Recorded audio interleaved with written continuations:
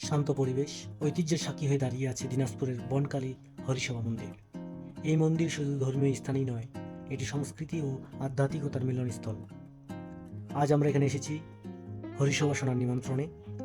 এই নিমন্ত্রণ শুধুমাত্র একটি ধর্মীয় অনুষ্ঠান নয়, বরং এক পূর্ব মিলন মেলা, যেখানে একত্রিত হন ভক্তরা, গা হয় ভজন সংকীর্তন, আর ছড়িয়ে পড়ে পরম শান্তির সুর। মন্দিরের পরিবেশ একেবারেই অন্যরকম। মৃদু ধূপের সুগন্ধ আর ভক্তদের প্রার্থনার সুর যেন এক অন্যরকম অনুভূতি দেয়। যদি আমাকে কেউ বলে এই হরিসভা শোনার নিমন্ত্রণ সম্পর্কে আপনার অভিজ্ঞতা কেমন, তাহলে আমি বলবো, প্রতি বছর এখানে আসতে পেরে সত্যিই ভালো লাগে।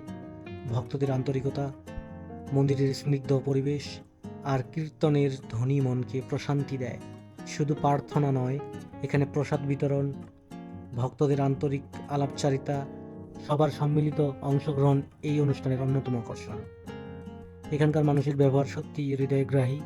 তারা অতিথিদের যেভাবে সম্মান ও ভালোবাসা দিয়ে গ্রহণ করেন, তা সত্যিই প্রশংসনীয়। দিনাজপুরের বনকালী হরিসভা মন্দির শুধু একটি স্থান নয়, এটি এক অন্যরকম অনুভূতির নাম। আজকের দিনটি সত্যিই মনে রাখার মতো। এখানকার শান্তি, মানুষের আন্তরিকতা ও মন্দিরের আধ্যাত্মিক পরিবেশ আমাদের হৃদয়ে চিরস্মরণীয় হয়ে থাকবে। আবার আসবো। জয় মা কালী।